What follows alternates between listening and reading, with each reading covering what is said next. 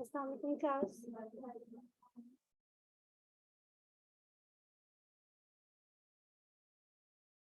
Online students को आवाज आ रही है?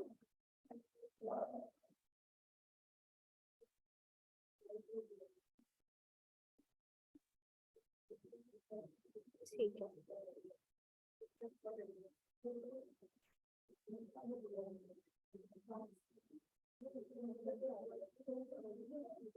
अच्छा क्लास, हमने हमारा जो लास्ट सेशन हुआ था उसमें हमने ये लास्ट कॉन्सेप्ट डिस्कस किया था, types of goods on the basis of income. इससे पहले हमने टाइप्स ऑफ गुड्स पढ़ी थी on the basis of consumption, जिसमें हमने मैरिड गुड्स, सी married goods, public goods, private goods और क्लब गुड्स डिस्कस किया था। कोई भी कंफ्यूजन यहाँ तक किसी को भी किसी भी हवाले से आप लोगों ने बुक रीड करी हो या कुछ? जी, प्राइवेट गुड बेसिकली जितने भी आपके वो गुड्स हैं जिनमें नंबर वन एक्सक्लूडिबिलिटी की कैरेक्टरिस्टिक पाई जाती है, यानी अगर आप पे नहीं करोगे तो प्रोड्यूसर आपको वो चीज प्रोवाइड नहीं करेगा। नंबर टू, जिसमें राइवलरी की कैरेक्टरिस्टिक पाई जाती है, यानी एक उस चीज का जो सेम यूनिट का जो बेनिफिट है वो एट द सेम टाइम एक ही इंडिविजुअल को मिल रहा हो।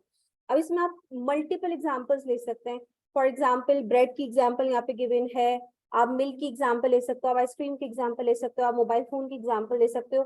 मल्टीपल गुड्स, ठीक है ना, यानी जितने भी वो नॉन वो वाली कैरेक्टरिस्टिक्स हटा दो पब्लिक गुड्स वाली, तो आपको तकरीबन मैक्सिमम गुड्स प्राइवेट गुड्स की कैटेगरी में दिखेंगे। जी, क्या मतलब है? ये मैंने लास्ट क्लास में काफी डिटेल में डिस्कस किया था और आप लोगों को डेफिनेशन भी। जी, तो यूट्यूब पे अपलोड हो रहे होंगे ना मेरे ख्याल में। आप लोग ये इशू था तो आप लोग ग्रुप में आप लोगों ने कुछ इस हवाले से बात करी थी क्या?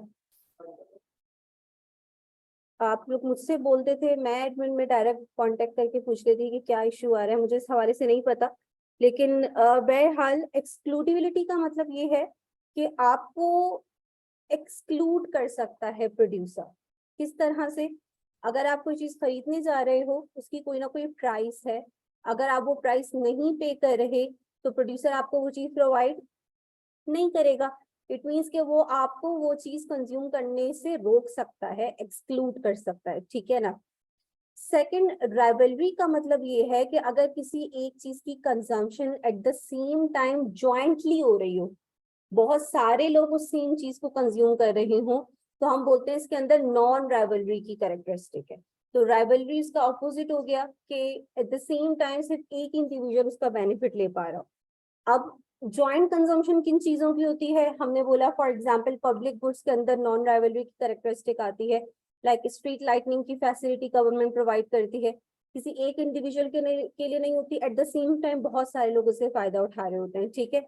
इसी तरह डिफेंस सर्विस हो गई आपकी, ठीक है, बहुत सारे लोग उससे फायदा उठा रहे होते हैं, तो ये सारे आपके पब्लिक गुड्स की एग्जाम्पल में आ जाते हैं जो कि ज्वाइंटली कंज्यूम हो रही होती हैं।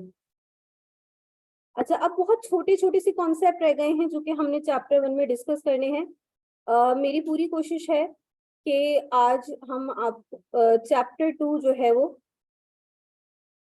स्टार्ट कर लें, क्योंकि चैप्टर 1 के अब बहुत ही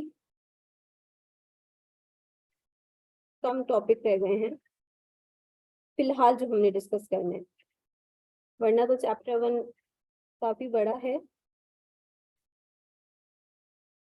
ऑनलाइन स्टूडेंट स्पेशली स्क्रीन का कोई भी इशू हो मुझे लाजमी मेंशन कर देना, क्योंकि इस क्लास में प्रॉब्लम है। अच्छा, अब एक छोटा सा कॉन्सेप्ट आता है यहाँ पे, division of labour and increase in production. May be आपने कहीं ना कहीं इस कॉन्सेप्ट को डिस्कस किया होगा, पढ़ा होगा। डिवीजन ऑफ लेबर का क्या मतलब है? डिवीजन ऑफ लेबर का सिंपल कॉन्सेप्ट है कि देखो, अगर आप एक काम एक ही बंदे से करवाओगे तो उसको काफी टाइम लगेगा उस काम को करने में, ठीक है ना।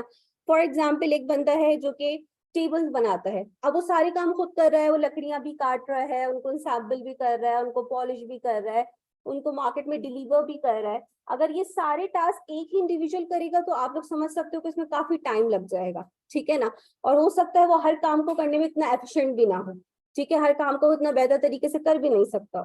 तो डिवीजन ऑफ लेबर का कॉन्सेप्ट ये है कि आप अपने वर्क प्रोसेस को नंबर ऑफ टास्क में डिवाइड कर दो और फिर हर टास्क को उस बंदे को असाइन कर दो जो कि उस काम का कौन हो, स्पेशलिस्ट हो, एक्सपर्ट हो। अब डिवीजन ऑफ लेबर की वजह से क्या होता है, आप सोच सकते हैं कि एक तो काम जल्दी हो जाएगा, ठीक है, और फिर हर काम को वही बंदा कर रहा होगा जो उसका स्पेशलिस्ट होगा, तो प्रोडक्टिविटी भी क्या होगी आपकी, बढ़ेगी, ठीक है ना। तो अब इसको थोड़ा सा रीड कर लेते हैं हम, ये सिर्फ रीडिंग जो है वो मटेरियल है, मतलब ये टॉपिक कोई इसमें इतनी टेक्निकलिटीज वगैरह नहीं है। यही बात कर रहे हैं कि डिवीजन ऑफ लेबर का मतलब ये है कि आप अपने वर्क प्रोसेस को सेपरेट कर दो into a number of task, और हर टास्क को आप सेपरेट पर्सन या ग्रुप ऑफ पर्संस को परफॉर्म करने के लिए असाइन कर दो। फॉर एग्जांपल कह रहे हैं कि भाई टेबल बनाने का जो प्रोसेस है आप उसको नंबर ऑफ टास्क में डिवाइड कर दो, और अगर आपको लग रहा है कि भाई ये 4 टास्क जो है वो बन रहे हैं, तो हर टास्क को जो है वो आप सेपरेट पर्सन को असाइन कर दो जो उस काम को करने में कौन हो, स्पेशलिस्ट हो, ठीक है। अब इसके कुछ बेनिफिट्स लिखे हुए हैं कि ऐसा करने से क्या फायदा होता है, ठीक है। सबसे पहले भाई वो क्या कह रहे हैं, specialization occurs when workers use specialized skills and knowledge for completing specific assigned tasks. Specialization increases efficiency and productivity as each worker performs the same task repeatedly, which makes them highly skilled in a particular task. एक individual एक ही task को बार बार जब perform करेगा तो वो क्या हो जाएगा, उस चीज को करने में एक्सपर्ट हो जाएगा, ठीक है ना, और वो काम को ज्यादा बेहतर तरीके से कर पाएगा। Then no time is wasted moving from one task to another. उस बंदे को टेंशन नहीं है कि अब इसके बाद ये काम करना है, वही टास्क है, उसी पे सारा फोकस है, तो टाइम आपका जो है वो बच रहा है। Then specialization decreases cost per unit of output. ये कैसे होगा, कोई समझा सकता है? Cost per unit of output को क्या मैं एवरेज कॉस्ट बोल सकती हूँ? एवरेज कॉस्ट क्या है? एक होती है आपकी टोटल कॉस्ट, टोटल कॉस्ट को हम समझ सकते हैं ना कि कोई भी चीज बनाने में आपको टोटल कितना खर्चा आया, वो आपकी टोटल कॉस्ट है। एवरेज कॉस्ट क्या है, एक unit per unit on average जो है वो आपको कितने का पड़ रहा है, ठीक है ना, पर यूनिट आपकी क्या कॉस्ट आ रही है। अब ये क्या कह रहे हैं कि स्पेशलाइजेशन की वजह से पर यूनिट कॉस्ट आपकी क्या हो जाती है, कम हो जाती है। कैसे, कोई कनेक्शन बना सकते हैं आप? एक तरफ वो कह रहे हैं प्रोडक्टिविटी बहुत तेजी से बढ़ रही है, और उसी से लिंक करते हुए वो ये बात कह रहे हैं कि पर यूनिट कॉस्ट आपकी कम होना स्टार्ट हो जाएगी। देखो बहुत सारे बिजनेसेस ऐसे होते हैं जिनका टर्नओवर आपको बहुत अच्छा दिख रहा होता है, जिनकी सेल बहुत अच्छी होती है, जिसकी वजह से आप कहते हो कि यार ये दो बिजनेसेस तकरीबन सेम है, पर क्योंकि इस बिजनेस का टर्नओवर बहुत अच्छा है, एक दिन में ये इतने यूनिट बेच देता है, इसकी वजह से उसकी जो पर यूनिट कॉस्ट आ रही है वो बहुत कम आती है। शायद आपने ये चीज इस तरह से सुनी हो। होता ये है कि प्रोडक्टिविटी का एवरेज कॉस्ट से जो कनेक्शन है वो उसका नेगेटिव रिलेशन है। एक वर्कर, फॉर एग्जांपल मैं आपको एक सिंपल सी एग्जांपल से बात समझाती हूँ। आपने एक वर्कर असाइन करा, ठीक है, आप उसको सैलरी दे रहे हो 10,000, ठीक है, या फिर इसको पर डे के लिहाज से कर लेते हैं ताकि हमारी ये एनालिसिस थोड़ा सा आसान हो जाए, ठीक है। आप उसको पर डे के लिहाज से वेज दे रहे हो 100 रुपए। अब वो बंदा आपको प्रोड्यूस करके दे रहा है आउटपुट पर डे 5 यूनिट कर देता है, ठीक है। ये 5 यूनिट वो आपको प्रोड्यूस करके दे रहे हैं और आप उसको 100 रुपए दे रहे हो, तो आपकी पर यूनिट कॉस्ट क्या आएगी, निकाल सकते हैं? कैसे निकालेंगे? टोटल कॉस्ट आपकी क्या है, आप उसको 100 रुपए पे कर रहे हो, और वो प्रोडक्टिविटी आपको कितनी दे रहा है, 5 यूनिट प्रोड्यूस करके दे रहा है, क्या आपकी पर यूनिट कॉस्ट क्या आ रही है, यानी ईच यूनिट ऑन एवरेज 20 में प्रोड्यूस हो रहा है आपका, ऐसा ही है। ये बात यहाँ तक क्लियर है सबको? अब आप उसकी जगह पे एक ऐसे बंदे को रखते हो, अब आप एक ही वर्कर से सारा काम ले रहे थे जिसकी वजह से जो है वो प्रोडक्टिविटी इतनी अच्छी नहीं आ रही थी, या स्पेशलिस्ट नहीं था वो, अब आपने दूसरा वर्कर रखा उस टास्क को करने के लिए, और उस वर्कर को भी आप सैलरी उतनी पे कर रहे हो, लेकिन वो आपको आउटपुट क्या प्रोड्यूस करके दे रहा है, 5 की जगह पे 10 मिनट प्रोड्यूस करके दे रहा है। मैं सिर्फ यहाँ पे ये समझाना चाह रही हूँ कि प्रोडक्टिविटी के बढ़ने से पर यूनिट कॉस्ट कैसे कम होती है। ठीक है, मैं सिर्फ आपको यहाँ पे ये समझाना चाह रही हूँ, मैं कोई यहाँ पे डिवीजन ऑफ लेबर का कॉन्सेप्ट इस एग्जांपल के थ्रू नहीं समझा रही। अब आपकी पर यूनिट कॉस्ट क्या आएगी, 20 से ज्यादा या 20 से कम, क्या हो जाएगी, 10 आ जाएगी। तो क्या हुआ, फर्क किस चीज की वजह से पड़ा कि एक वर्कर जो कम यूनिट प्रोड्यूस करके दे रहा था, उसकी प्रोडक्टिविटी कम होने की वजह से आपकी एवरेज कॉस्ट क्या आ रही थी, ज्यादा आ रही थी। और जैसे ही प्रोडक्टिविटी आपकी बढ़ी, आपकी पर यूनिट कॉस्ट क्या हो गई, कम हो गई।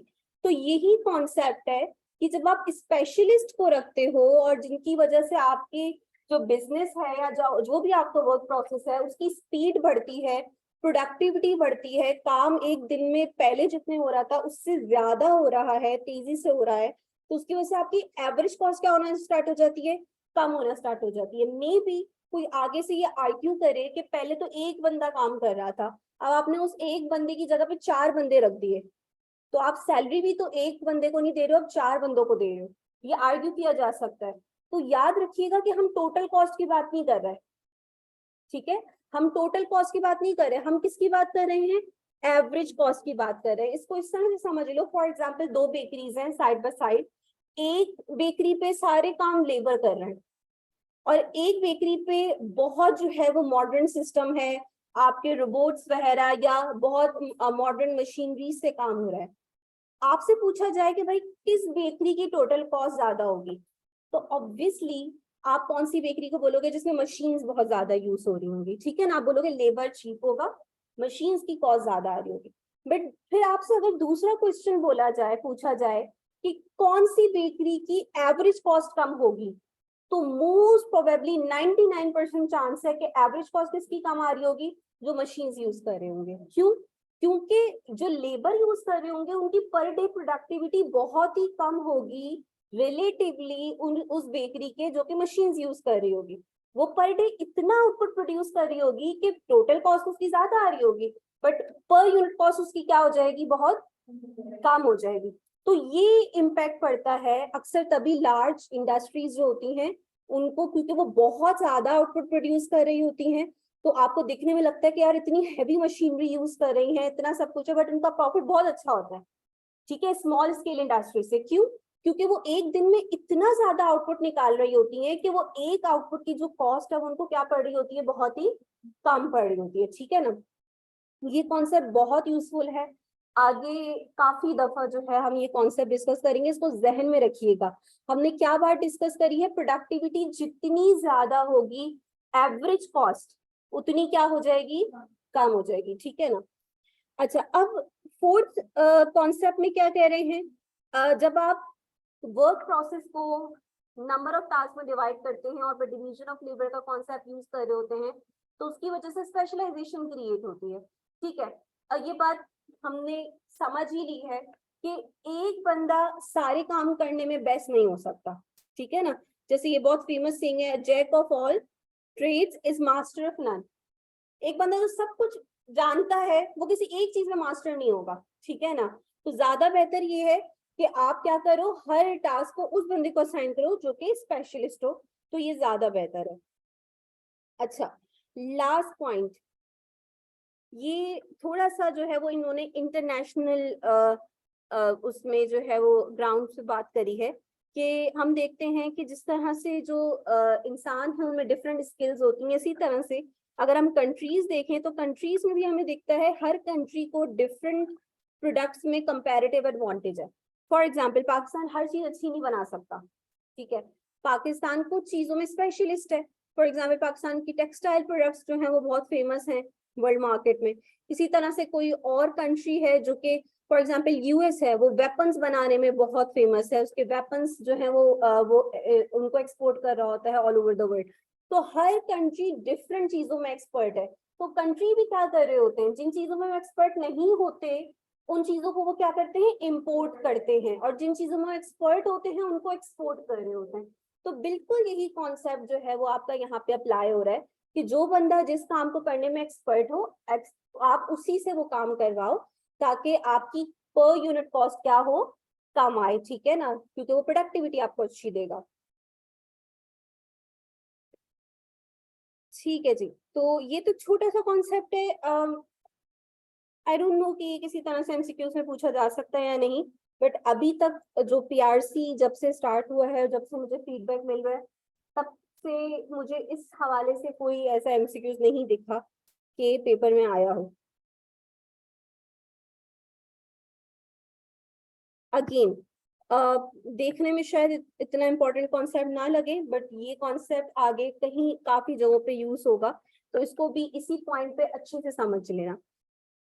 अभी असल में चैप्टर 1 ऐसा फील होता है कि बहुत टुकड़ों में पढ़ रहे हैं, मतलब इंटरलिंक्ड हमें इतने ज्यादा कॉन्सेप्ट नहीं लग रहे, ये बात मैंने पहले ही आप लोग को बता दी थी। इसमें बस डेफिनेशंस है, आगे आने वाले टॉपिक्स को की टर्म्स को समझाया जा रहा है, ताकि जब आप उनको आगे पढ़ो तो आप फेमिलियर हो के अच्छा इस बात का ये मतलब था। Capital formation and it's stages. सबसे पहले तो मुझे ये बताओ कि हमने कैपिटल की डेफिनेशन क्या पढ़ी थी? कौन से रिसोर्सेज थे? Man made. नंबर 1 हमने बोला था भाई कैपिटल की डेफिनेशन में इंपॉर्टेंट बात क्या है कि वो मैन मेड रिसोर्सेज होंगे।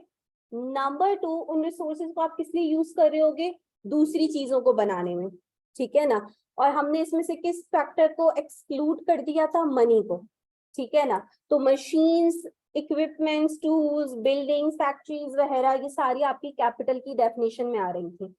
कैपिटल की मतलब हमें पता चल गया।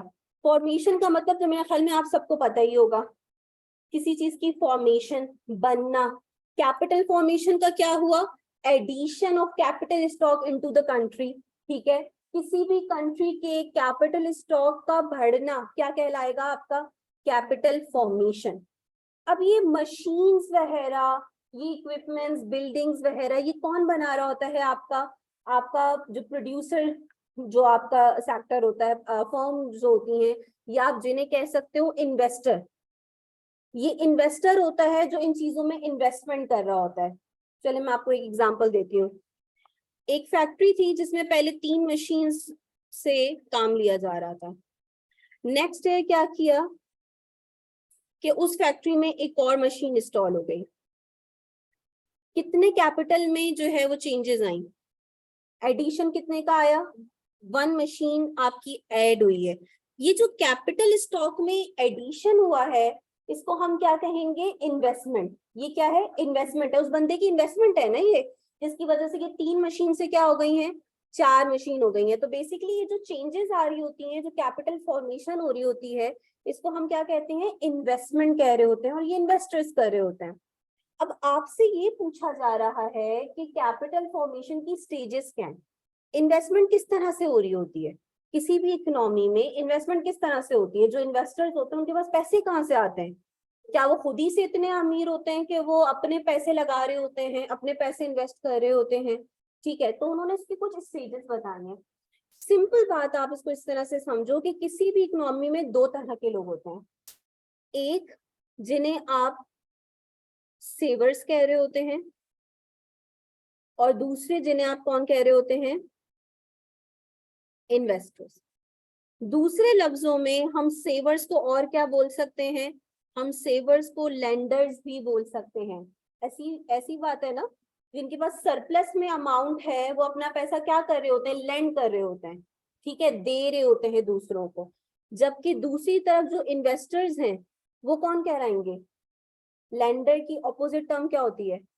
एक बंदा पैसा दे रहा है, दूसरा बंदा क्या ले कर रहा होगा? ले रहा होगा उस पैसे को, तो वो कौन कहलाएगा? बोरोअर, ठीक है। तो हर इकोनॉमी में कुछ आपके लेंडर्स होते हैं और कुछ कौन होते हैं? बोरोअर्स होते हैं। अब ये प्रोसेस किस तरह से चलता है? लेंडर्स मतलब जिनके पास एक्सेस में है पैसा, बोरोअर जिनके पास शॉर्टेज है पैसों की, जिनको जरूरत है पैसों की।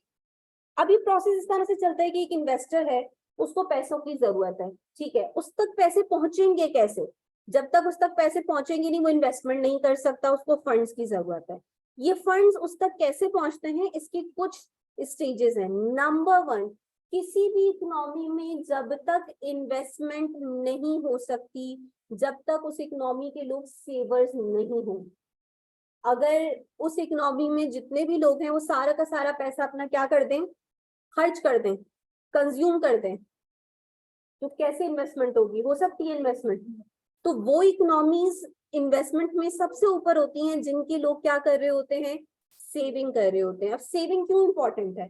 जब आप पैसा सेव करते हो, और ये बात याद रखना, इकोनॉमिक्स में सेविंग का मतलब ये नहीं है कि आप घर में आप एक गुल्लक लेकर आ गए, ठीक है, आपने उसमें रोज या मंथली जो है वो पैसे डालना शुरू कर दिए, या आपने अपने बिस्तर के नीचे पैसे रख दिए जमा करके, अलमारी में रख दिए। इकोनॉमिक्स में ये सेविंग नहीं है, इकोनॉमिक्स में इसके लिए अलग टर्म यूज होती है। बिल्कुल इकोनॉमिक्स में उसे कहते हैं ये होर्डिंग है, पैसा जमा करना।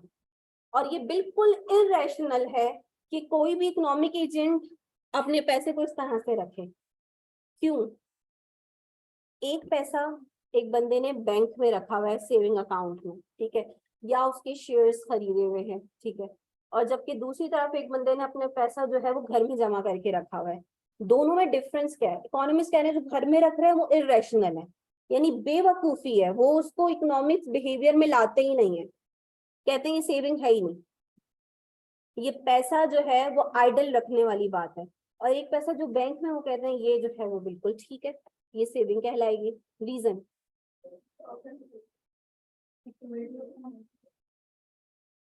और वो पैसा जो आप बैंक में रख रहे होते हो, क्या बैंक उसको अपने पास ऐसे एज इट इज रखा रहता है?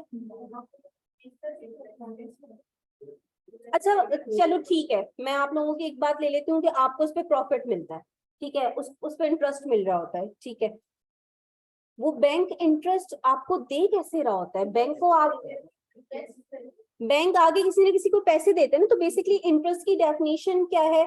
अर्निंग मनी ऑन मनी, आपकी पैसे पे पैसा कमाना, ये क्या है आपका? इंटरेस्ट कहलाता है, ठीक है। तो पैसे पे पैसा कैसे कमा रहा होता है? वो आपसे पैसा लेता है और किसी और को दे देता है ना, ठीक है, उससे कुछ अमाउंट लेता है और जिसमें से अपना प्रॉफिट रख के फिर आपको कुछ उसका पैसा दे देता है, ठीक है, ऐसे ही होता है। तो आपका पैसा वो लेकर किसको दे रहा होता है? वो बेसिकली इन्वेस्टर को दे रहा होता है, ऐसे ही होता है ना। तो आप क्या करते हो, आप बैंक में गए, आपने बोला यार मेरे पास 1 लाख सेव हुए हैं, आपने बैंक के अकाउंट में 1 लाख जमा करवा दिए, ठीक है। आप कौन हुए? आप हुए सेवर, आप हुए लेंडर, जिसके पास एक्सेस में पैसे थे, उसने बोला कि यार मैं सेव कर लेता हूँ पैसों को, ठीक है। बैंक क्या करेगा? बैंक एक मिडल मैन है। बैंक क्या काम कर रहा है? बैंक फैसिलिटेट कर रहा है, दो लोगों को आपस में मिला रहा है। मिडल मैन कौन होता है? जो दो लोगों को आपस में मिला रहा होता है, ठीक है ना। इसको आप बैंक को फाइनेंशियल इंटरमीडियरी भी कहते हैं। ये सेवर्स और बोरोवर्स को मिला रहे होते हैं। तो आप सेवर हो, ठीक है, आपका पैसा, आपका फंड वो क्या करेगा? आगे उन लोगों को दे देगा जिनको उस पैसों की जरूरत होगी, जिनको उन फंड की जरूरत होगी। तो आपके 1 लाख जो है, या जो भी आपके 1 लाख के मैक्सिमम अमाउंट, सारा लोन नहीं क्रिएट होता, तो उसकी कुछ अमाउंट वो क्या करेगा, आगे जिसको जरूरत होगी, फॉर एग्जाम्पल 80,000 आगे उसने किसी को क्या कर दिए, ट्रांसफर कर दिए, ठीक है। अब जिसको उसने आगे ट्रांसफर किए, वो 80,000 वो क्या करेगा, उसकी इन्वेस्टमेंट करेगा, ठीक है, कोई प्रोजेक्ट करेगा, किसी भी तरह का कोई प्रोजेक्ट कर रहा है, कोई मशीन वगैरह जो है वो परचेज कर रहा है, कैपिटल फॉर्मेशन हो रही है आपकी इकोनॉमी में। तो बेसिकली क्या हुआ कि सबसे पहला स्टेज आया क्रिएशन ऑफ सेविंग। यही अगर स्टेज नहीं हुआ तो आगे बात खत्म हो जाएगी। नंबर 2, वो सेविंग क्या होगी, मोबिलाइज होगी। कौन करेगा सेविंग को मोबिलाइज? बैंक्स या कैपिटल मार्केट, इसमें लिखा हुआ है। बैंक के अलावा इसमें आपकी, क्या मैं स्टॉक एक्सचेंज में डाल सकती हूँ? बिल्कुल। स्टॉक एक्सचेंज में क्या हो रहा होता है? स्टॉक एक्सचेंज में आपकी फर्म्स अपनी कंपनी के शेयर्स फ्लोट करती हैं जब उन्हें फंड्स की जरूरत होती है। मेनली आप उनके वो शेयर्स बाय करते हो, आप सेवर हो एक तरह से। अच्छा, यूजुअली हम कॉमन लैंग्वेज में अपने आप को इन्वेस्टमेंट कह रहे होते हैं, मैंने इतने शेयर्स खरीद लिए, मैं इन्वेस्टर हूँ। बट यहाँ पे आपको क्या बोला जा रहा है? आपको सेवर बोला जा रहा है। आपने वो शेयर्स खरीदे, कंपनी के पास आपके पैसे आ गए, अब कंपनी उस फंड से, आपके पैसों से क्या करेगी? इन्वेस्टमेंट करेगी, ठीक है ना, अपने बिजनेस को एक्सपेंड करेगी, ठीक है। तो इस कैपिटल मार्केट के थ्रू सेवर से पैसा मोबिलाइज होके किन के पास आ रहा होता है? इन्वेस्टर्स के पास आ रहा होता है। और फिर वो इन्वेस्टर्स उस पैसे के थ्रू क्या कर रहे होते हैं, इन्वेस्टमेंट करते हैं, कैपिटल फॉर्मेशन करते हैं। तो उन्होंने बोला भाई ये आपके स्टेजेस हैं, किसी भी इकोनॉमी में कैपिटल फॉर्मेशन या इन्वेस्टमेंट किस तरह से होती है, इन स्टेजेस से होती है, ठीक है ना। इसको एक दफा रीड कर लो, अगर इसमें कोई भी चीज आपको ऐसी लग रही है जो कि समझ में नहीं आ रही हो या किसी भी चीज में कंफ्यूजन हो तो आप पूछ सकते हो।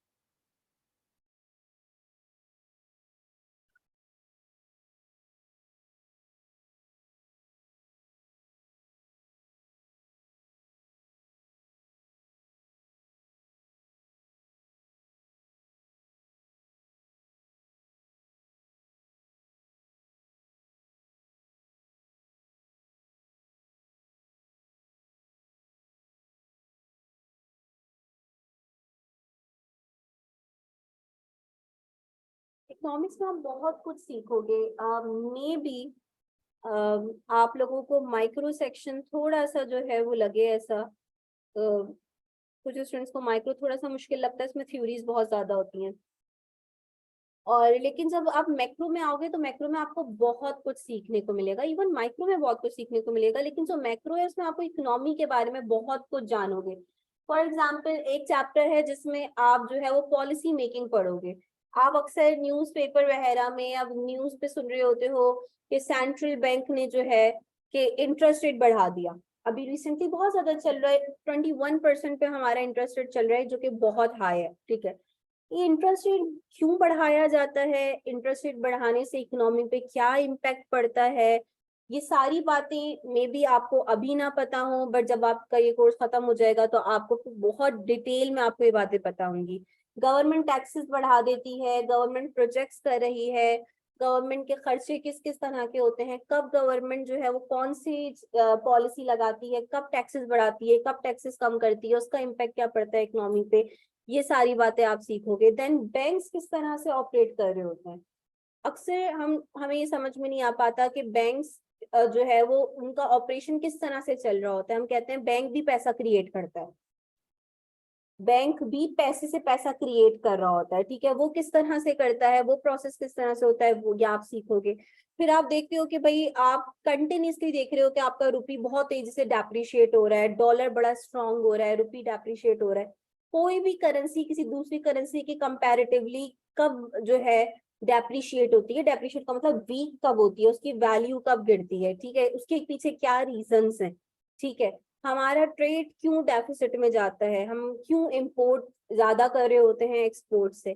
तो मल्टीपल चीजें हैं जो आप इस कोर्स में समझोगे। अक्सर इकोनॉमिक्स को बहुत ही डिग्रेड किया जाता है कि बोरिंग सब्जेक्ट है, ड्राई सब्जेक्ट है, ये है वो है, लेकिन इकोनॉमिक्स बहुत इंफॉर्मेटिव है। आप जिस इकोनॉमी के अंदर रह रहे हो आपको उसके बारे में पता चलता है कि ये इकोनॉमी चल किस तरह से रही होती है, इसकी वर्किंग किस तरह से हो रही होती है। अच्छा, अब नेक्स्ट स्लाइड, आई थिंक इसमें कुछ भी बताने वाला नहीं है। वी ऑल नो कि स्कैर्सिटी का क्या मतलब है, ठीक है, हम ये ऑलरेडी पहले ही डिस्कस कर चुके हैं। तो बेसिकली हम कहते हैं कि जितने भी आपके इकोनॉमिक रिसोर्सेज हैं, क्या इकोनॉमिक रिसोर्सेज के अलावा भी कोई और रिसोर्स होते हैं। यहाँ पे मैं आपको इसी पॉइंट पे एक और कॉन्सेप्ट बता दूं, हो सकता है इसके एमसीक्यूज आपको दिखें। नॉन इकोनॉमिक रिसोर्स भी हमारे पास कुछ आ जाते हैं जिन्हें हम फ्री रिसोर्सेज भी कहते हैं। अच्छा, सबसे पहले इकोनॉमिक रिसोर्सेज कौन से होते हैं, जो कि आपके फाइनाइट होते हैं, जिनकी जो लिमिटेड होते हैं, डिमांड के मुकाबले में उनकी सप्लाई क्या होती है, लिमिटेड होती है, ठीक है ना, उनकी शॉर्टेज होती है। जबकि नॉन इकोनॉमिक रिसोर्स कौन से हुए आपके, जिनकी कोई शॉर्टेज नहीं है, जो अबंडेंसी में है, ठीक है, सरप्लस में मौजूद है। फ्री रिसोर्सेज में हमारे पास कौन कौन से रिसोर्सेज आ जाते हैं? फ्री रिसोर्सेज में हम कहते हैं कि जो सनलाइट है,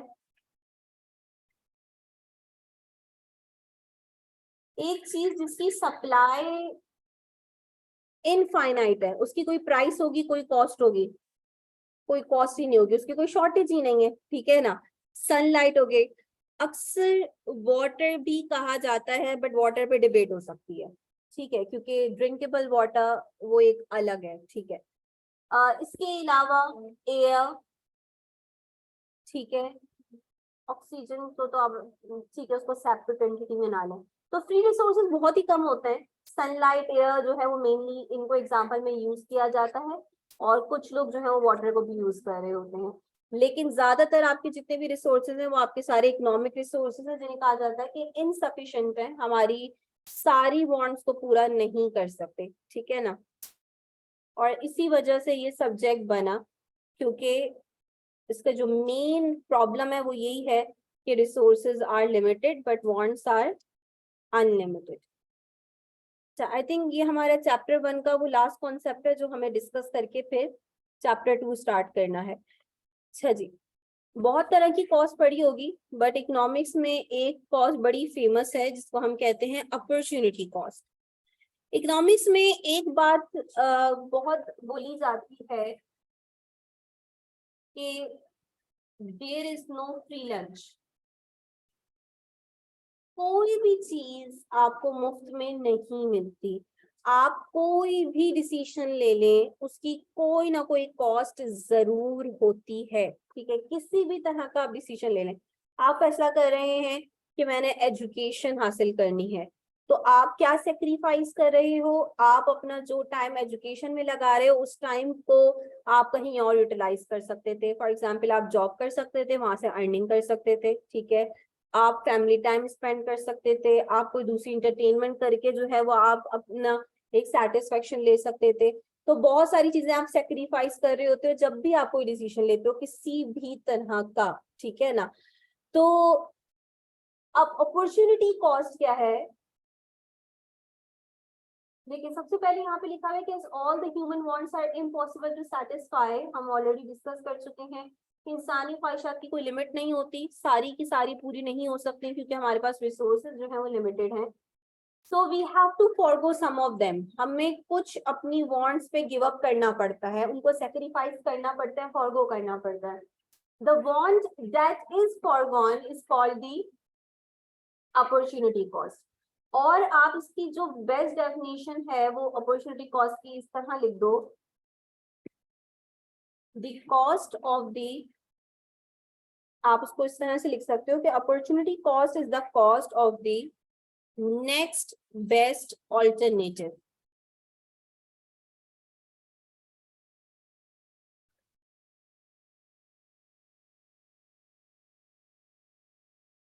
इसको एग्जाम्पल से समझ लेंगे।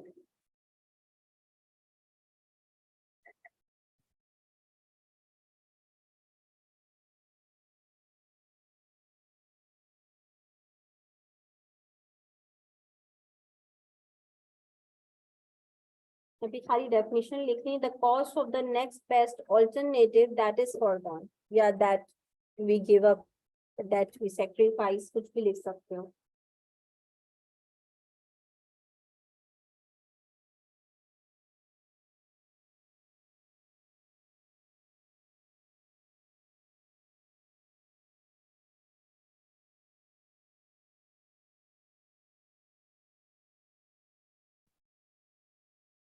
अच्छा, अब इसका क्या मतलब है? नेक्स्ट बेस्ट ऑल्टरनेटिव का क्या मतलब है? फॉर एग्जाम्पल, आप कोई भी अपना डिसीजन ले लो, आप इस वक्त क्लास में जो है वो आप इकोनॉमिक्स की क्लास में बैठे हो, ठीक है, तो आपके दिमाग ने जो है वो जो रिसोर्स आप इस वक्त लगा रहे हो, मेनली वैसे तो आप, मनी भी एक रिसोर्स है जो आपने लगाया है, जब दूसरी तरफ आप जो दूसरा आप रिसोर्स लगा रहे हो इस वक्त टाइम लगा रहे हो, अपना यहाँ टाइम एलोकेट किया हुआ है आपने यहाँ पे क्लास लेने के लिए। तो नंबर 1 प्रेफरेंस तो आपने किसको दी हुई है? आपने क्लास को दी हुई है, ठीक है। नंबर 2, ऑल्टरनेटिव हर किसी का यहाँ पे डिफरेंट हो सकता है, ठीक है, मैं कोई एक नहीं लिख सकती। फॉर एग्जाम्पल किसी के लिए इस टाइम का जो दूसरा सबसे बेस्ट यूज था वो उस बंदे के लिए क्या हो सकता है, स्लीपिंग, ठीक है, आई नो। तो या फिर हो सकता है किसी के लिए जो सेकंड बेस्ट ऑल्टरनेट हो वो जॉब हो, ठीक है, वो इस टाइम को जॉब पे यूटिलाइज कर सकता था, ठीक है, या फिर वो घर में बैठ के टीवी देख सकता था, ठीक है, so on. Second best alternate सबका डिफरेंट हो सकता है। अच्छा, अब आप एक लिस्ट बना रहे हो, आपसे पूछा जाए कि भाई आप अपने टाइम का जो आपका यूसेज है वो आपके क्या क्या प्रेफरेंसेस हैं, आपके लिए सबसे नंबर वन बेस्ट यूज कौन सा है, आपने बोला भाई मैं क्लास, मेरा सबसे बेस्ट जो है वो प्रेफरेंस है, क्योंकि इसके लिए जाहिर है आप कॉस्ट बेनिफिट एनालिसिस आपने अपने दिमाग में किया हुआ है कि क्लास लेने के जो फायदे हैं वो कॉस्ट से ज्यादा है। देन आपने बोला अगर मैं क्लास नहीं लेता तो मैं सोता, अगर मैं सोता नहीं तो मैं टीवी देखता, ठीक है, आपके पास ये डिफरेंट लिस्ट है। अब आपसे पूछा जा रहा है, अच्छा आप ये बताएं कि ये जो आप क्लास ले रहे हैं, क्योंकि आपने तो ये डिसीजन ले लिया ना एंड में कि भाई मैंने क्लास लेनी है इस टाइम में, तो ये जो क्लास लेना है इसकी अपॉर्चुनिटी कॉस्ट क्या आई आपकी? तो अपॉर्चुनिटी कॉस्ट क्या है, the cost of the very next alternative, जो सबसे नेक्स्ट बेस्ट ऑल्टरनेट था ना, जो आपने सोचा हुआ था कि यार ये नहीं करता ना तो मैं ये करता, ठीक है, वो जो आप नहीं कर पाए, चाहे उसको आप मॉनेटरी टर्म में आपको कोई नुकसान हो रहा हो, चाहे आपका वो मॉनेटरी टर्म में नुकसान ना हो, आपकी एक इनर सेटिस्फेक्शन आपको मिल रही है, लाइक सोने से कोई आपको मॉनेटरी टर्म में कोई नुकसान नहीं हो रहा, अगर आप सोते तो आपको कोई पैसे वैसे नहीं मिलते, कोई रिवॉर्ड नहीं मिलता, बट सोने से जाहिर है कि एक आप जो है एक अपने आप को एक्टिव फील करते, या आपको एक इनर सेटिस्फेक्शन मिल रही होती, वो आपको क्या करनी पड़ रही है, सेक्रीफाइस करनी पड़ेगी इस क्लास लेने की वजह से। तो चाहे मॉनेटरी टर्म में आपको कोई नुकसान हो रहा हो या नॉन मॉनेटरी टर्म में, कोई ना कोई कॉस्ट आपको जरूर आ रही है। तो क्लास लेने की अपॉर्चुनिटी कॉस्ट पर मैं क्या बोलूंगी आपके लिए, क्या है, स्लीपिंग, कि आप सो नहीं पाए, वो बेनिफिट आपको नहीं मिल पाया। लाइक मैंने ये एक सिंपल सी आपके सामने एक पिक्चर इसके साथ अटैच कर दी है टॉपिक के साथ, कि भाई वो एक स्टूडेंट है जॉन, उसने सारी रात जो है वो एग्जाम के लिए पढ़ा, next day John is very sleepy, तो जो सारी रात उसने अपना टाइम पढ़ाई पे लगाया, उसकी अपॉर्चुनिटी कॉस्ट उसको क्या आई, कि वो एक अच्छी जो नींद ले सकता था पूरी रात वो उसको सेक्रीफाइस करनी पड़ गई, ये उसकी अपॉर्चुनिटी कॉस्ट है, ठीक है।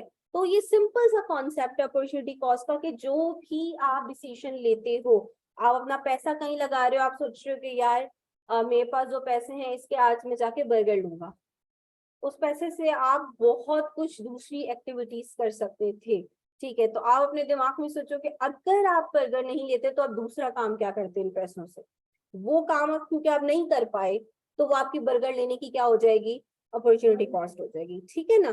तो आपके हर डिसीजन की अपॉर्चुनिटी कॉस्ट कोई ना कोई एग्जिस्ट करती है, ठीक है। आगे हम ये बात पढ़ेंगे कि इकोनॉमिस्ट कहते हैं कि सिर्फ मॉनेटरी कॉस्ट को इनकॉर्पोरेट नहीं करना चाहिए, आपको ये अपॉर्चुनिटी कॉस्ट को भी इनकॉर्पोरेट करना चाहिए, ठीक है ना, कि अगर आप ये नहीं करते तो आप क्या करते, वो कॉस्ट भी तो आपको आ रही है ना इस काम को करने पे, ठीक है ना, वो इंशाल्लाह फिर हम आगे डिस्कस करेंगे। अच्छा, अब आगे की स्लाइड पे जाने से पहले मैं आप लोगों से पूछती हूँ, एज अ कंज्यूमर आप किन किन डिसीजन मेकिंग में अपॉर्चुनिटी कॉस्ट फेस कर रहे होते हो, एज अ कंज्यूमर आपको किन चीजों में अपॉर्चुनिटी कॉस्ट फेस करने को मिलती है, मेन डिसीजन मेकिंग आपकी क्या होती है जिसमें आपको अपॉर्चुनिटी कॉस्ट आ रही होती है। कंज्यूमर की डेफिनेशन पढ़ी थी हमने, हाउस होल्ड की डेफिनेशन, क्या कंस्ट्रेन होता है हाउस होल्ड के पास, कंज्यूमर, चलो हाउस होल्ड का वर्ड नहीं यूज करती, कंज्यूमर होता कौन है, क्या करता है वो, चीजों को कंज्यूम करता है, गुड्स एंड सर्विसेज कंज्यूम कर रहा होता है, कैसे कंज्यूम करता है, किस चीज से कंज्यूम कर रहा होता है, अपने पैसों से, ठीक है, इनकम से, तो लिमिटेशन क्या है उसके पास, कंस्ट्रेंट क्या है, लिमिटेड इनकम है उसके पास, और खर्चे उसके बहुत सारे हैं, बॉन्ड्स उसकी बहुत हैं, तो उसकी अपॉर्चुनिटी कॉस्ट वो किन चीजों में फेस करेगा, कि अपने पैसे को अगर वो एक जगह पे लगा रहा है तो उसको अपॉर्चुनिटी कॉस्ट फेस करनी पड़ेगी, यानी दो चीजों के दरमियान उसको ट्रेड ऑफ फेस करना पड़ रहा है, कि यार इतने पैसे हैं, गुड ए पे लगाऊं या गुड बी पे लगाऊं, ठीक है। ट्रेड ऑफ का क्या मतलब है, किसी को पता है, टर्म ट्रेड ऑफ का क्या मतलब है, ट्रेड ऑफ,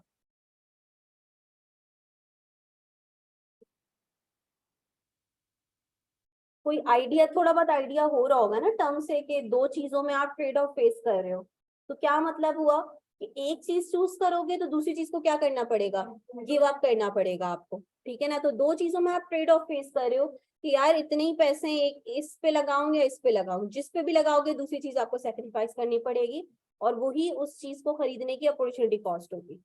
फर्म क्या अपॉर्चुनिटी कॉस्ट फेस कर रही होती है, कंज्यूमर तो हमने समझ लिया, फर्म को क्या अपॉर्चुनिटी कॉस्ट आ रही होती है, फर्म क्या डिसीजन मेकिंग क्या करती है इकोनॉमिक्स के अंदर, हमने फर्म की जो डेफिनेशन पढ़ी है उसको सोचते हुए जवाब दो।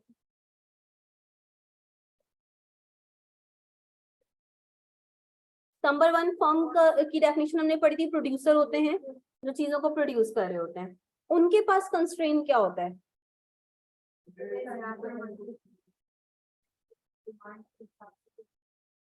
बिल्कुल ठीक है, उनका ये तो ऑब्जेक्टिव है, ऑब्जेक्टिव क्या है उनका, अपने प्रॉफिट को मैक्सिमाइज करना, ठीक है ना, एग्जैक्टली exactly. कंस्ट्रेन क्या है कि जिन चीज रिसोर्सेज से उनको चीजें प्रोड्यूस करनी है वो रिसोर्सेज उनके पास अनलिमिटेड नहीं है, अदरवाइज प्रोड्यूसर चाहेंगे कि हम सब कुछ प्रोड्यूस कर लें ताकि हमारा जितना प्रॉफिट हो उतना जो है वो अच्छा है, लेकिन मसला ये है कि वो जो रिसोर्सेज हैं जिनके थ्रू प्रोडक्शन करनी है वो क्या है आपके पास लिमिटेड है, तो उनको भी डिसाइड करना पड़ता है कि यार ऑप्शंस बहुत सारे हैं लेकिन क्या प्रोड्यूस करें। तो अगर वो डिसाइड करते हैं कि भाई ये बिजनेस हम करते हैं, जो दूसरा बिजनेस वो सेक्रीफाइस कर रहे हैं कि यार ये नहीं करता ना तो मैं ये बिजनेस करता, मेरा बड़ा दिल था इस बिजनेस को करने का क्योंकि इसका भी प्रॉफिट अच्छा है, तो वो जो दूसरा बिजनेस उन्हें वो गिव अप करना पड़ा और उसका जो प्रॉफिट उन्हें हो सकता था वो उन्हें सेक्रीफाइस करना पड़ा, वो उसकी अपॉर्चुनिटी कॉस्ट कहलाएगी, ठीक है। इसी तरह थर्ड, बस लास्ट बता दो, गवर्नमेंट किस तरह से अपॉर्चुनिटी कॉस्ट फेस करती है,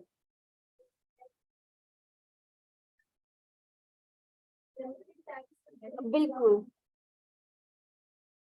गवर्नमेंट मेनली उसका फंक्शन क्या है, सोशल वेलफेयर, लोगों के बारे में सोचना, लोगों की वेलफेयर को मैक्सिमाइज करना। अब गवर्नमेंट चाह रही है कि यार गवर्नमेंट चाहती है एजुकेशन पे भी लगाए, हेल्थ पे भी लगाए, ठीक है, इंफ्रास्ट्रक्चर पे भी लगाए, लेकिन सब चीजों पे नहीं लगाई जा सकता इक्वल अमाउंट।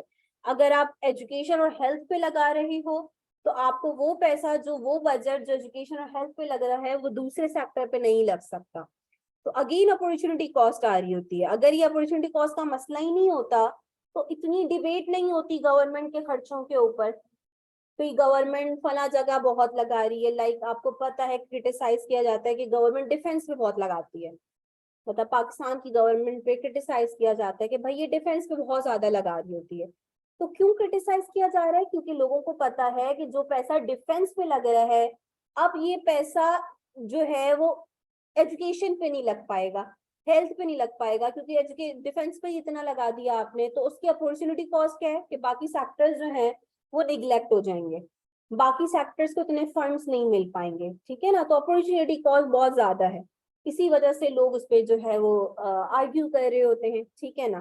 तो ये आपके इस स्लाइड में कंप्लीटली वही बातें लिखी हुई है जो हमने डिस्कस करी हैं, इसको आप लोग सिंपली रीड कर लेना कि different agents of an economy जो हमने पढ़े थे, एजेंट्स और पार्टिसिपेंट्स ऑफ एन इकोनॉमी, वो अपनी डिसीजन मेकिंग में कौन सी अपॉर्चुनिटी कॉस्ट जो है वो किस किस तरह से फेस कर रहे होते हैं, और इसमें सारी वही बातें लिखी हुई है जो अभी हमने डिस्कस करी है, ठीक है, कोई भी नई बात नहीं है इसमें।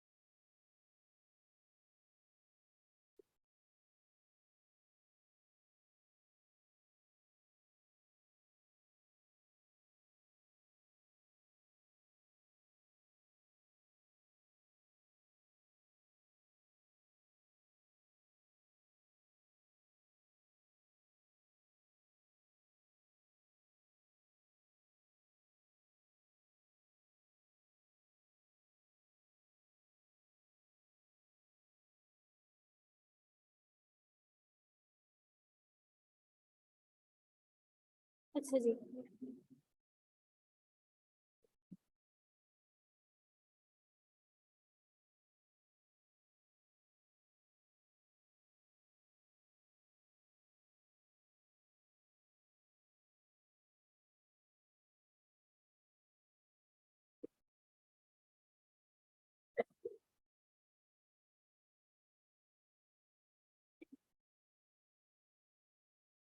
डन। ठीक है, तो ये अपने पास नोट कर लीजिएगा कि 19 स्लाइड्स पे हमने एंड करा है चैप्टर 1 को। ठीक है, अभी इसके बाद बहुत सारे टॉपिक्स रिमेनिंग हैं। चैप्टर 1 अभी बहुत बड़ा है, बट ये कि इसकी कोई ना कोई रीजन है कि मैं अभी आगे के कॉन्सेप्ट पे नहीं जा रही हूँ। ठीक है, अभी हम फिलहाल यहाँ तक हम एंड कर रहे हैं। उसके बाद हम जंप कर रहे हैं चैप्टर 2 पे। ठीक है,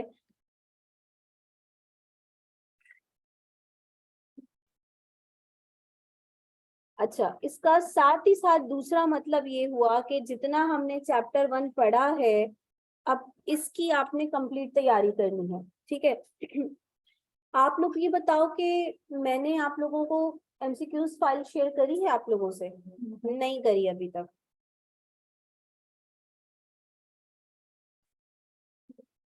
यार ये बात मुझे बता दो ना। अच्छा,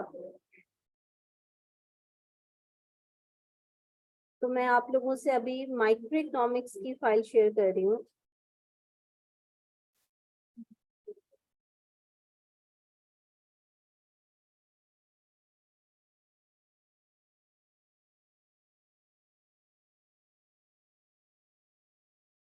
माइक्रो का मतलब ये है कि स्टार्टिंग के जो 4 चैप्टर्स हैं आपके,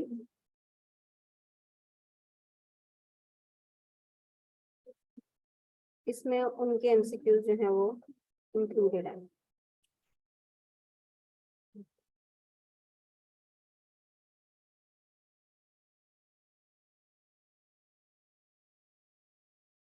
ठीक है, तो फाइल मैंने आप लोगों से शेयर कर दी है। आई होप के जो PRC 3 का बैच है उसमें आप लोग सब जो है वो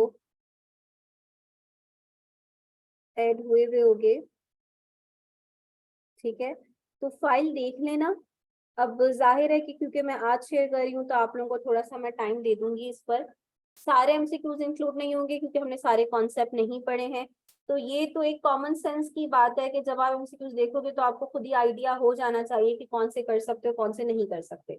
दूसरी बात ये कि जब आप आज ही से सॉल्व करना स्टार्ट करोगे तो ये होगा कि अगर कोई एमसीक्यूज नहीं समझ में आ रहा होगा तो फिर आप उसको क्लास में पूछ सकते हो, ग्रुप में पूछ सकते हो। ठीक है, आपके पास अभी टाइम है।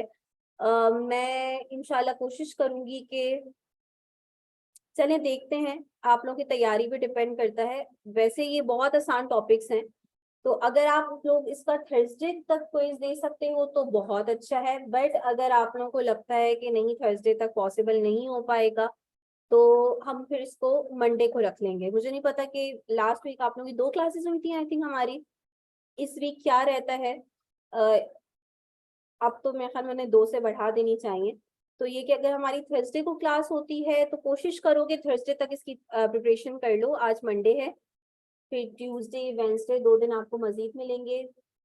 टॉपिक्स बहुत आसान है। ठीक है, रोज अगर आप 10 एमसीक्यूज सॉल्व करते हो तो इंशाल्लाह आपके जो है वो टॉपिक्स कवर हो जाएंगे। ठीक है ना, तो इसको खोल के देख लेना। आप फर्स्ट एमसीक्यूज से सॉल्व करना स्टार्ट करना। कोशिश मेरी यही रही है कि इसमें लाइन से वही सारे एमसीक्यूज आए हैं जो स्टार्टिंग वाले हों, यानी मिक्सअप इतने ज्यादा नहीं हुए हुए हों। ठीक है, तो तकरीबन आपको जो प्रॉब्लम आना स्टार्ट होगी। अच्छा, जब आप फर्स्ट से सॉल्व कर रहे होगे तो कुछ जो मुझे यहाँ पे नजर आ रहे हो मैं आपको पहले ही बता दूं। 38 अपने पास नोट कर लो कि वो अभी आप लोग नहीं कर सकते सॉल्व। ठीक है ना, तो उसको पढ़ के परेशान मत होना। उसके बाद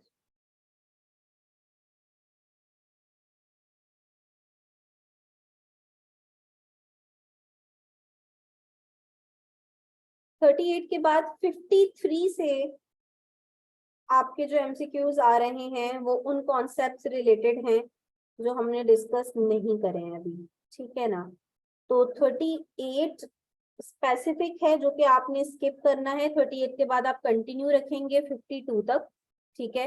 यानी फर्स्ट से आप स्टार्ट हुए, फर्स्ट से आपने सॉल्व करना स्टार्ट करा, 20, 30, 38 पे है, 38 को छोड़ के आपने 39 देखना है, 39, 40 और फिर आप सो ऑन 52 तक आप आए। 53 आप पढ़ोगे तो आपको पढ़ के पता चल जाएगा इसमें मार्केट सिस्टम वगैरह की कोई बात हो रही है जो हमने नहीं पढ़े, ठीक है। उसको आप स्किप करके आपने आगे बढ़ना है।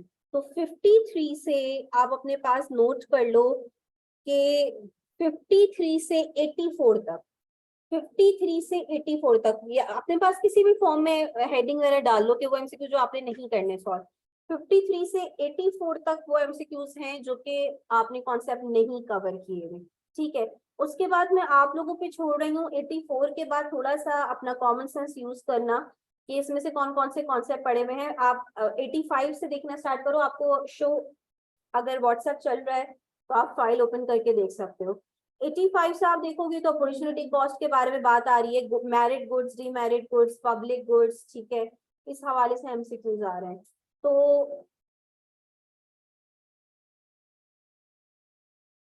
उनको सॉल्व कर लेना जहां तक आपको लग रहा है कि वो कॉन्सेप्ट है जो आपने पढ़े हैं, ठीक है।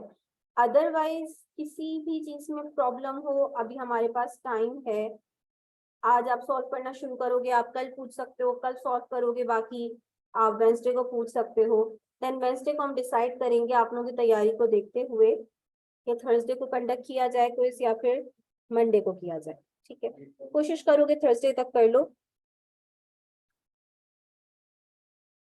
और इतना टाइम देने की रीजन सिर्फ इतनी है कि मुझे बिल्कुल याद नहीं था कि मैंने आप लोगों से फाइल शेयर नहीं करी है। तो अगर मैंने फाइल शेयर की हुई होती तो थर्सडे से ज्यादा का टाइम बिल्कुल भी मैं बात ही नहीं करती इस हवाले से। बट क्योंकि आप लोग आज ही करोगे सॉल्व करना, तो इसलिए मैं देख रही हूँ कि ठीक है, देख लेंगे आप लोगों की तैयारी किस लिहाज से है। ठीक है भाई, इस फाइल को क्लोज कर देते हैं।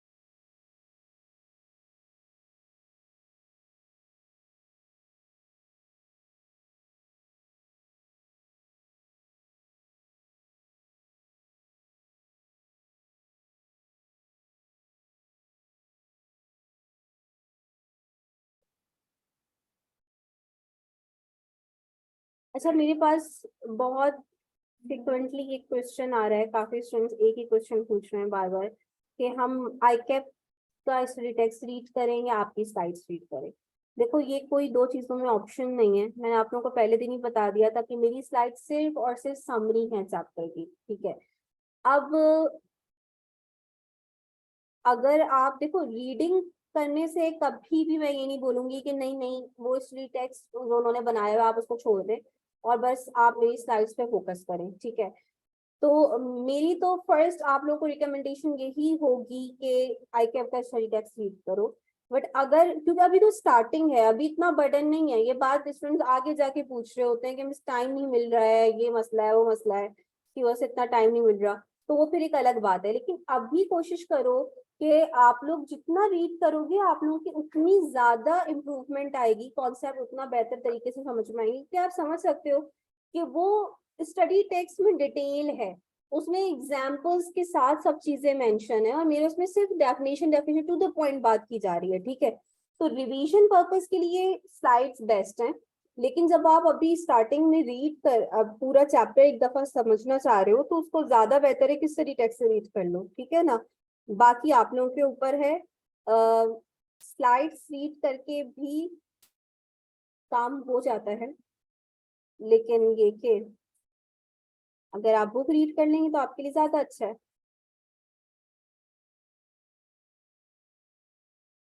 अच्छा, मैं आप लोगों को चैप्टर 2 के भी अभी भेज देती हूँ स्लाइड्स।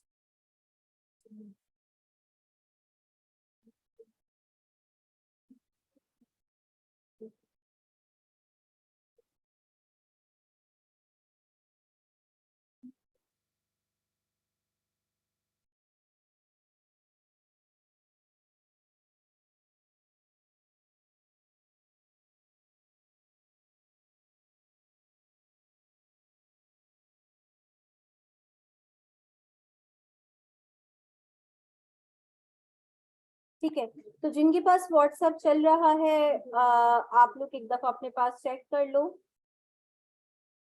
मैंने आप लोगों को चैप्टर 2 की भी स्लाइड्स भेज दी हैं, ठीक है ना। चैप्टर 1 की रीशेयर कर दूं, 2 की तो अभी अभी भेजी है ना मैंने।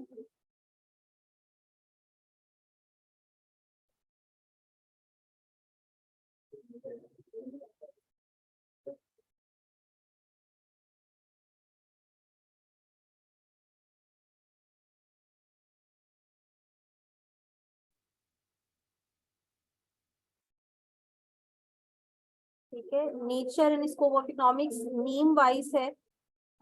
तो आप लोग इसको ओपन करोगे तो पता चल जाएगा। ये आपका चैप्टर 1 हो गया, demand supply and market equilibrium chapter 2 हो गया। अच्छा, अब थोड़ा बहुत डिस्कस कर लेते हैं कि चैप्टर 2 में हम क्या पढ़ेंगे, और जितने कॉन्सेप्ट हम बेसिक बेसिक डिस्कस कर पाते हैं आज की क्लास में वो डिस्कस कर लेते हैं। चैप्टर है किस चीज पे बेस करता है? देखो, चैप्टर का नाम क्या है? Demand supply and market equilibrium. जिन्होंने इकोनॉमिक्स कहीं पढ़ा है उनको कुछ ना याद हो तब भी ये दो टर्म्स जरूर याद होती हैं, ठीक है ना। डिमांड सप्लाई याद रह जाती है, ठीक है, बाकी सब भूल जाते हैं, ये याद रह जाता है। तो बेसिकली हम यहाँ पे मार्केट के बारे में पढ़ने जा रहे हैं, ठीक है। माइक्रो इकोनॉमिक्स का ना एक और नाम है, micro economics is also known as price theory, ठीक है। और जब आपने माइक्रो इकोनॉमिक्स और मैक्रो इकोनॉमिक्स का डिफरेंस पढ़ा था तो उसमें आप एक चीज पढ़ रहे थे कि भाई यहाँ पे आप जो है वो डिटर्मिनेशन ऑफ प्राइस पढ़ रहे होते हैं, प्राइसेस कैसे किसी भी चीज की डिसाइड होती हैं, ठीक है। मार्केट में कोई भी चीज है, फॉर एग्जाम्पल कुछ चीजें तो ऐसी हैं जिसकी प्राइस कौन डिसाइड कर रहा होता है? गवर्नमेंट, ठीक है ना। वो तो आपकी डिफरेंट वो रेगुलेटेड प्राइसेस कहलाती हैं जिन्हें गवर्नमेंट डिसाइड करती है, ठीक है। अब हमारे पास लिमिटेड चीजें ही बच गई हैं, पहले तो काफी सारी चीजें थी, अब आपकी जो है वो वेजिटेबल्स आप कह लो, आप फ्यूल कह लो, कि ये वो चीजें हैं जिनकी प्राइस गवर्नमेंट डिसाइड करती है। तो ये वाली प्राइस को अगर आप साइड में कर दो तो बाकी जितनी भी चीजें आपकी मार्केट में जो है वो बायर सेल हो रही है, उनकी कोई ना कोई प्राइस है। और वो प्राइस कैसे रही है कि भाई रेफ्रिजरेटर जो है ना वो इतने का जो है इतनी प्राइस है उसकी, ठीक है ना। या कोई भी आपका आइटम जो है उसकी अगर कोई प्राइस है वो कहाँ से आई, ठीक है ना। वो कौन डिसाइड करता है वो प्राइस, कौन से फैक्टर्स हैं जिनकी वजह से वो प्राइस डिटरमिन हो रही होती है, ठीक है। ये सब चीजें हम जो है वो इस चैप्टर में पढ़ने जा रहे हैं। बेसिकली हम कहते हैं कि किसी भी चीज की प्राइस दो फोर्सेस डिसाइड कर रही होती हैं, एक बायर उस चीज को खरीदने वाला, दूसरा सेलर जो उस चीज को बेच रहा होता है, ठीक है। इन दोनों फोर्सेस से किसी भी चीज की प्राइस डिसाइड होती है। फॉर एग्जाम्पल आप ये नोट करते हो कि यार मार्केट में जो है वो कभी कभार ये होता है कि किसी चीज की शॉर्टेज हो जाती है, शॉर्टेज टर्म समझ में आती है सबको, ठीक है, कि यानी उसकी एक्सेस डिमांड हो गई है, सप्लाई के मुकाबले में डिमांड क्या चल रही है, ज्यादा चल रही है, लोग चाह रहे हैं कि इस चीज को खरीदे बट उसकी अवेलेबिलिटी इतनी नहीं है, तो हम कहते हैं भाई शॉर्टेज हो गई है इस चीज की। शॉर्टेज की वजह से आपको क्या दिखता है? उस चीज की प्राइसेस बढ़ना स्टार्ट हो जाती हैं, ठीक है। तो इसका मतलब ये कि डिमांड और सप्लाई की वो फोर्सेस ऐसी हैं जो कि प्राइसेस को डिटरमिन कर रही होती हैं। किसी चीज की प्राइस का बढ़ना, किसी चीज की प्राइस का कम होना, ये सारा जो बेस कर रहा होता है वो इन्हीं डिमांड और सप्लाई पे बेस कर रहा होता है, ठीक है ना। तो ये सब बातें हम इस चैप्टर में डिस्कस करेंगे। चैप्टर का फॉर्मेट कुछ इस तरह से है कि सबसे पहले हमारा जो फोकस होगा वो किस पे होगा? डिमांड पे, यानी हम बायर के लिहाज से पढ़ेंगे। उस वक्त हम भूल जाएंगे कि सेलर क्या सोचता है, सेलर क्या करता है, हमें सिर्फ बायर बन के सोचना है। और ये चीज जरा हमारे लिए आसान होती है क्योंकि बायर बन के सोचना हम आसानी से कर लेते हैं। उसके बाद जब आप डिमांड के रिस्पेक्ट से सारी चीजें पढ़ लोगे, समझ लोगे, तो फिर आप दूसरा कॉन्सेप्ट पढ़ोगे सप्लाई। और इन दोनों को पहले आप सेपरेट सेपरेट पढ़ोगे, यानी जब आप सप्लाई पढ़ोगे तो आप ये नहीं सोचोगे कि डिमांड पे क्या इफेक्ट पड़ रहा होगा, फिर आप सिर्फ और सिर्फ सप्लाई के बारे में सोच के डिस्कस करोगे। देन जब आप ये दोनों कॉन्सेप्ट सेपरेटली समझ लोगे, फिर आप क्या करोगे, इन दोनों को मर्ज करके पढ़ोगे। जब आप मर्ज करोगे तो आपके पास कॉन्सेप्ट आएगा इक्विलिब्रियम का। उस वक्त हम डिस्कस करेंगे कि इक्विलिब्रियम से हमारा क्या मतलब है और मार्केट का इक्विलिब्रियम पे होने का क्या मतलब है, ठीक है ना। तो ये छोटा सा मैंने आपको उसमें बता दिया कि भाई फॉर्मेट क्या है चैप्टर का। Chapter starts with the definition of market, और ये इतनी बड़ी स्लाइड की बिल्कुल हमें कोई जरूरत नहीं है, हमारे लिए सिर्फ इस स्लाइड की फर्स्ट लाइन इनफ है कि market is the place which brings buyers and sellers together. ठीक है, कोई भी ऐसी जगह, चाहे वो फिजिकल हो, वर्चुअल हो, ठीक है, कोई भी ऐसी प्लेस जहाँ पे बायर और सेलर इंटरेक्ट करें एक दूसरे से और उनके दरमियान कोई भी किसी भी चीज या सर्विस की एक्सचेंज हो रही हो, उस जगह को आप मार्केट कहते हैं, ठीक है ना। आगे की जितनी बातें हैं वो आपको ऑलरेडी पता होंगी कि मार्केट्स बहुत तरह की होती हैं। कुछ मार्केट ऐसी होती हैं जो कि आपकी क्या कहलाती हैं, गुड्स मार्केट, जिसमें किन चीजों की ट्रेड हो रही होती है, गुड्स की, ठीक है। फिर आपके पास फाइनेंशियल मार्केट्स आ जाती हैं, इन मार्केट्स में किन चीजों की बाइंग और सेलिंग होती है, शेयर्स, बॉन्ड्स वगैरह की जो मार्केट कहलाती है वो फाइनेंशियल मार्केट कहलाती है। देन आपके पास फैक्टर्स मार्केट आ जाती है। फैक्टर्स मार्केट में किन चीजों की आप देखोगे, डिमांड और सप्लाई, फैक्टर्स ऑफ प्रोडक्शन की, लेबर की भी डिमांड और सप्लाई है, ठीक है, वो डिटरमिन कर रही होती है कुछ ना कुछ, जो हम आगे के कुछ चैप्टर्स में डिस्कस करेंगे, ठीक है। तो इसी के अलावा वो कह रहे हैं markets can also be local, national and international, also market can be virtual. अब तो बहुत ज्यादा ही हो गया, ऑनलाइन मार्केट्स हमें देखने को मिल रही हैं जिनकी फिजिकल कोई एग्जिस्टेंस नहीं है, ठीक है। तो बाकी बातें इतनी इंपॉर्टेंट नहीं है, बस मार्केट की डेफिनेशन हमने देख ली, मोर देन इनफ है। अब हमने ये पढ़ा कि भाई मार्केट एक प्लेस है जहाँ पे बायर्स और सेलर्स इंटरेक्ट कर रहे होते हैं। नाउ हम फोकस करेंगे बायर्स पे। अब हम एक कंज्यूमर बन गए हैं, बायर बन गए हैं, और जो कंज्यूमर या बायर है वो क्या करता है, किसी भी चीज की डिमांड करता है उसको बाय करने के लिए, ठीक है ना। व्हाट इज डिमांड, क्या डेफिनेशन लिखी हुई है आपके सामने, demand is the quantity of a commodity. किस, अच्छा, कमोडिटी का मतलब ऑलरेडी मैं आपको बता चुकी हूँ, गुड्स को कहते हैं, ठीक है, कोई नई टर्म नहीं है। तो किसी भी चीज की वो क्वांटिटी जो कि कंज्यूमर्स विलिंग भी हो, विलिंग का मतलब पता है सबको, ख्वाहिश होना उस चीज की, and able to purchase at a given price. यानी हम कह रहे हैं डिमांड के लिए सिर्फ विलिंगनेस होना काफी नहीं है, कि मैं बोल रही हूँ कि यार मैं ये चीज खरीदना चाहती हूँ, ठीक है, ये मेरी सिर्फ और सिर्फ विश है, ख्वाहिश है उस चीज को खरीदने की। अगर मेरी जेब में पैसे नहीं है तो मेरी वो ख्वाहिश ख्वाहिश ही रहेगी, वो डिमांड नहीं बन पाएगी, ठीक है। तो यहाँ पे आपके सामने सिंपल वे में लिखा हुआ है कि demand is equal to desire plus willingness to pay plus ability to pay. अच्छा, अब ये दो चीजों में हम कैसे डिस्टिंग्विश हम कर सकते हैं, डिजायर किसी चीज की तमन्ना होना, ख्वाहिश होना, फॉर एग्जाम्पल आप बैठे हुए सोच रहे हो कि यार आइसक्रीम खाने का बड़ा दिल कर रहा है, ठीक है, ये आपकी डिजायर है। नंबर टू, आप तैयार हो घर से निकल के आइसक्रीम शॉप तक जाने के लिए, ये भी बड़ी बात है। अक्सर क्या होता है कि हमें किसी चीज का दिल तो कर रहा होता है पर हमारी वो इमीडिएट विलिंगनेस नहीं होती कि यार अभी कौन जाए, तो वो भी डिजायर तक ही हमारा काम खत्म रह जाता है। तो डिजायर के साथ साथ आपकी विलिंगनेस भी, आप रेडी भी हो फॉर उस चीज को बाय करने के लिए, और इन दो चीजों के साथ, ये दोनों चीजें हैं लेकिन ये नहीं है, जेब में पैसे नहीं है, तो ये डिमांड बन पाएगी, ये डिमांड नहीं बन पाएगी। तो इन दोनों चीजों के साथ तीसरी चीज होना बहुत इंपॉर्टेंट है, परचेसिंग पावर हो, जो चीज खरीदने के बारे में सोच रहे हो, जिस चीज को खरीदने के लिए तैयार हो, उसके लिए पैसे भी हो आपके पास, परचेसिंग पावर भी हो। तो जब ये तीन चीजें कंबाइन हो जाती हैं तो वो आपकी डिमांड बनती है, ठीक है ना। इस बिल्कुल सिंपल बात है, जब तक आप किसी चीज को बोलोगे नहीं यार मुझे ये चीज चाहिए, यानी जब आपने ये बोला कि मुझे ये, आप शॉप पे गए आपने बोला मुझे आइसक्रीम दे दो, ये आपकी डिमांड है, और ये जब भी बनी जब वो आपकी डिजायर भी थी, विलिंगनेस भी थी, और आपकी जेब में पैसे भी थे, ठीक है, तभी आप ये बोल पाए कि यार मुझे ये चीज दे दो, ठीक है। तो डिमांड के लिए ये तीनों चीजें इंपॉर्टेंट हैं, किसी चीज को खरीदने की ख्वाहिश, उसको फौरन इमीडिएटली बाय करने के लिए आपका रेडी होना, नंबर 3 मॉनेटरी एबिलिटी होना उस चीज को खरीदने के लिए, ठीक है, यानी परचेजिंग पावर होना।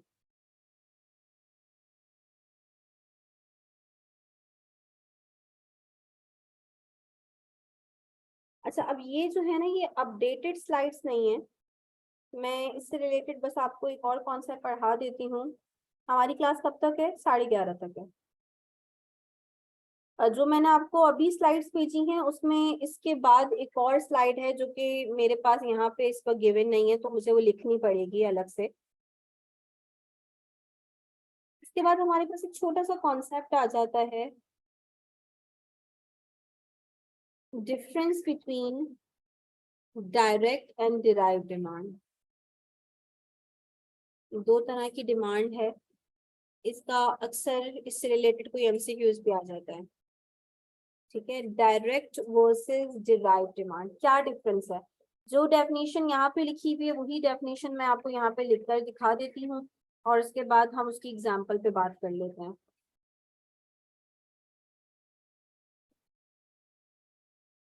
स्क्रीन शेयर हो रही है ऑनलाइन स्टूडेंट से, इस वक्त मैंने वन नोट ओपन किया हुआ है।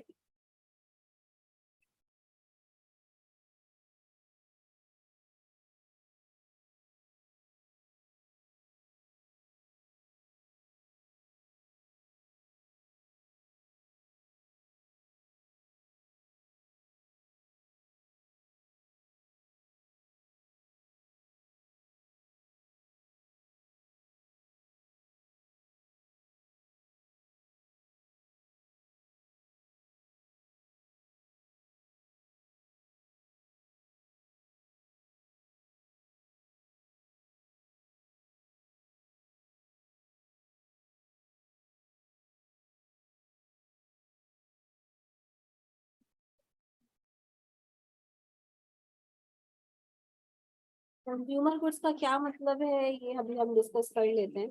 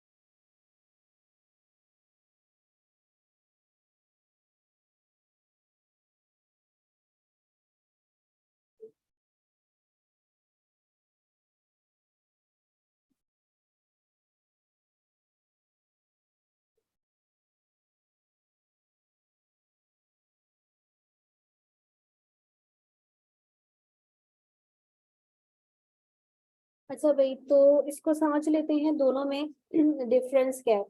सबसे पहले लिखा हुआ है भाई आपकी जो डायरेक्ट डिमांड है वो कौन सी डिमांड है, जो कि कंज्यूमर्स कर रहे होते हैं कंज्यूमर गुड्स की, to directly satisfy its needs.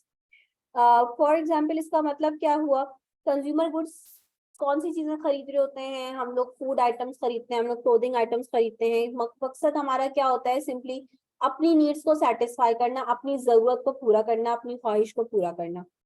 जबकि दूसरी तरफ वो डिमांड जो कि कौन कर रहा होता है, प्रोड्यूसर कर रहा होता है, उस डिमांड को आप डिराइव डिमांड कहते हैं। मैं आपको एक एग्जांपल समझ जाऊंगी तो आपको सिंपल समझ में आ जाएगा। डिराइव का वर्ड अक्सर हम यूज करते हैं ना कि this word derive from this, ठीक है, कोई चीज किसी दूसरी चीज से डिराइव हुई है। फॉर एग्जाम्पल दही जो है वो दूध का डेरिवेटिव है, दूध से डिराइव हुआ हुआ है दही, ठीक है, दूध से निकला हुआ है।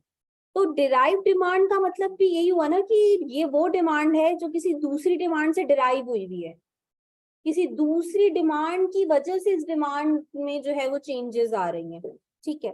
फॉर एग्जाम्पल कि अगर जो कंज्यूमर है वो डिमांड फॉर फर्नीचर बढ़ा दे,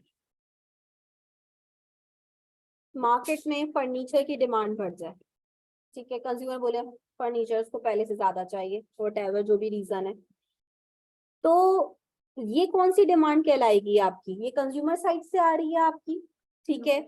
और ये कंज्यूमर इस डिमांड, इस फर्नीचर को खरीद के क्या करेगा, उसकी कोई ना कोई जरूरत है उसको पूरा करेगा, ये डायरेक्ट डिमांड है। जब ये डिमांड बढ़ेगी तो इसकी वजह से प्रोड्यूसर्स क्या करेंगे, जब प्रोड्यूसर्स को पता चलेगा कि यार मार्केट में फर्नीचर की डिमांड बढ़ गई है, तो प्रोड्यूसर बनाएंगे उसको, ठीक है। फर्नीचर को बनाने के लिए उनको रॉ मटेरियल चाहिए जिसमें वुड एक बहुत मेन आइटम है, ठीक है। इसके अलावा उनको लेबर चाहिए जो कि उस फर्नीचर को बनाए, कुछ एक टूल्स इक्विपमेंट्स वगैरह चाहिए, कैपिटल चाहिए, ठीक है, लैंड की अवेलेबिलिटी चाहिए। तो यानी फर्नीचर को बनाने के लिए जितने भी फैक्टर्स ऑफ प्रोडक्शन रिक्वायर्ड हैं उन सब की डिमांड भी क्या हो जाएगी, बढ़ जाएगी।